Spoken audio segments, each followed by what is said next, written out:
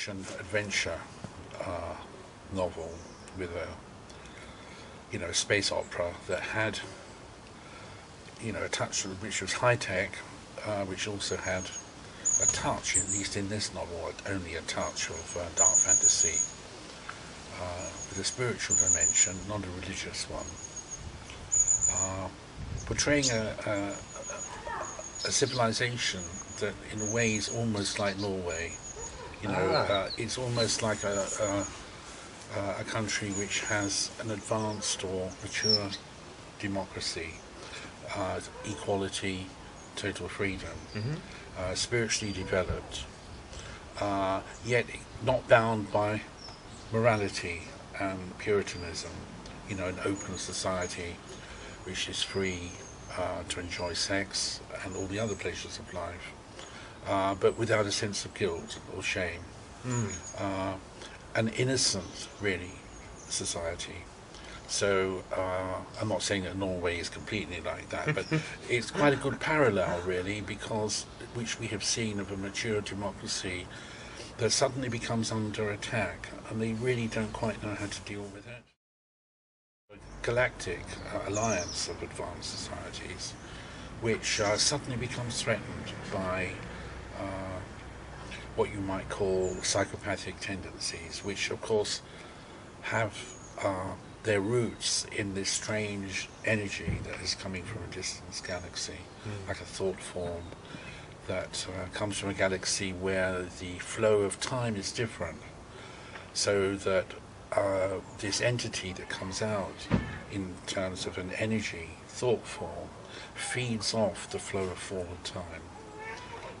That is its nutrient, that's its food. I see. It's not in itself malicious, but its effect is malicious, because in my mind it reverses the flow of evolution, so that therefore, and it begins with consciousness, begins with people who are on a high level of consciousness, and here and there in the societies where there are people of this sort, a sociopathic or psychopathic element begins to emerge, so that people, instead of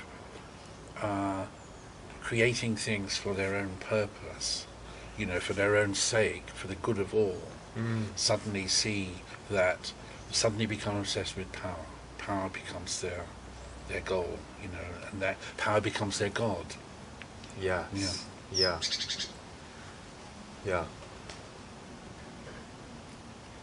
That's one thing that comes across really strongly, is the innocence of the society, and how unprepared they are when something completely big and unexpected and dark happens. Yes. How they respond to that, and I notice it takes them a while to process that.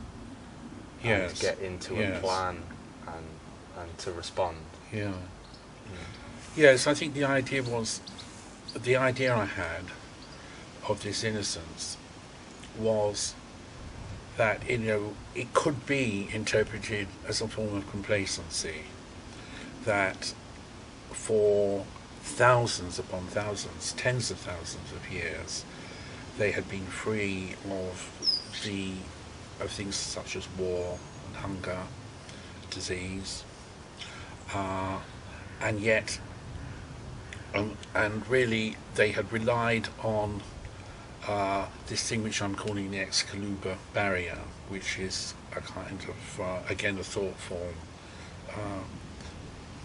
form mechanism for protecting the Galactic Alliance from developing worlds, which you could say Earth was one, and there are other ones that I state, so Muron, Troy 3, these are all developing worlds that the children called reef worlds, and these are worlds where if their culture were to infiltrate into the Alliance, it could cause corruption and destroy their equilibrium, really. I think the problem for them, for the people of this alliance, is that they came to rely on that mechanism, the barrier, exclusively for protecting them, and they weren't able to see that a threat to their civilization was coming from within. And the story was really about a group of young people who attempting to find out what it was that had struck down their beloved Omegali, who is a spiritual kind of visionary, very young, but like a kind of messiah. And they can't work out what has happened to her. And with their high-tech abilities of investigation, they actually unearth this threat. And the story really is, first of all, the gradual realization that the threat is taking place, and then, of course, they go into action. And so it is actually, there is action. There is actual fighting. Yeah. In many respects, it's high octane action. Yes. Not all the way through, but in various parts. Yeah. And I know that the technological aspect plays a large part. That the characters have these implants that are able to alter their inner state and provide skills. So, for example, fighting skills. Yes. So the technological aspect is quite a large part of the book, isn't it? Yes, it is. Yeah. Implants, of course, is not new in sci-fi. As you obviously realise, many sci-fi writers use the implant in various ways. I use it as in conjunction with another type of thing, which is enhanced biological, like a second level biology, which has been put over the basic animal biology, and which the implant kind of fuses all that together. It's almost really like having an internal mobile phone. So it takes the place of telepathy, because it's like having the mobile phone in your head. So you phone up somebody, and then the hologram of that person can appear beside you, and you can talk to them.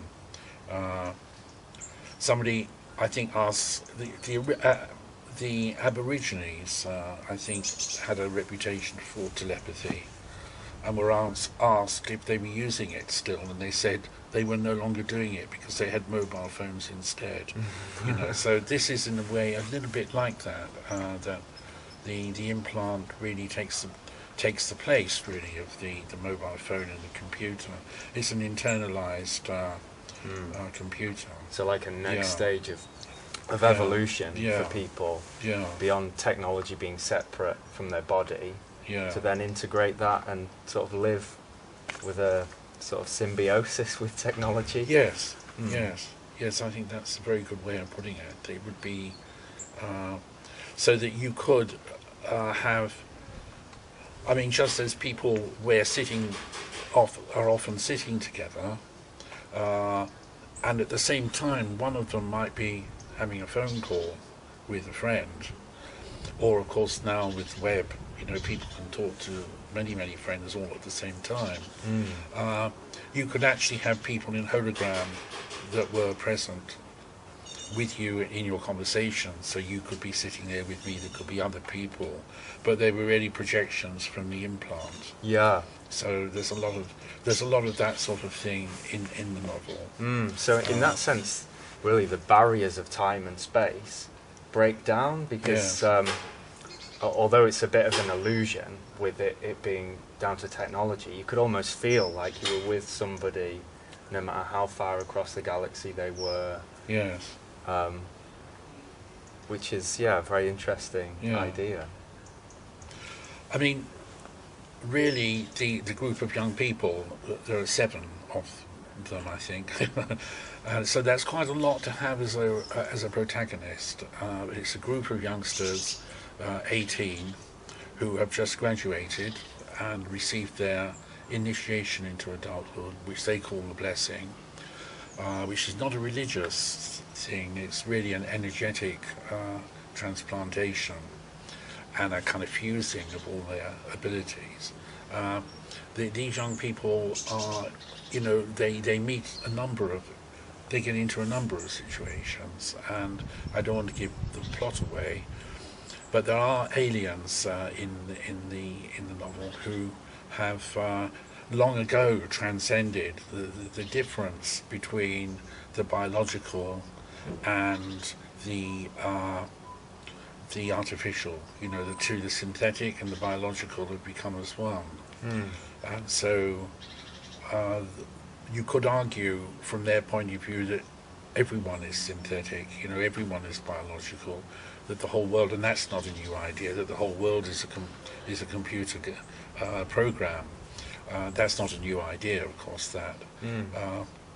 And a big feature, of course, is in their lives is something called the holo igloo, which is a term which is just, in a way, it's a room or a space or an area that is where they can, live out their fantasies or visit places, make up stories, all in hologram. I mean, they were using that in Star Trek, that idea in Star Trek Voyager. So that particular thing is not new.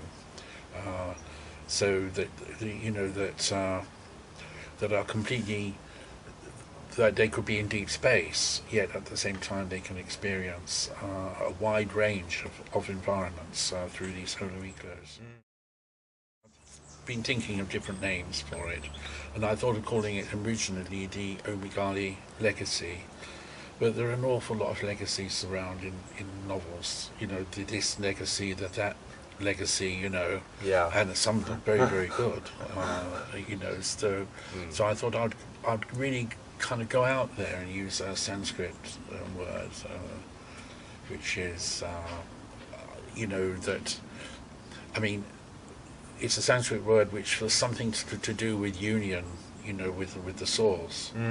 But again, it's not really, it's a high action novel, so you've got Omegali, who is this sort of blissful character, like a sort of a Hindu saint,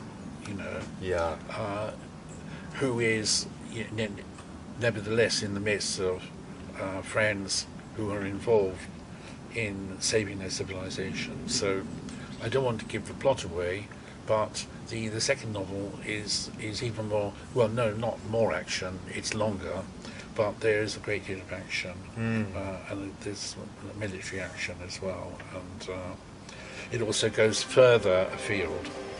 It goes seriously intergalactic, right, as well as galactic. Yeah.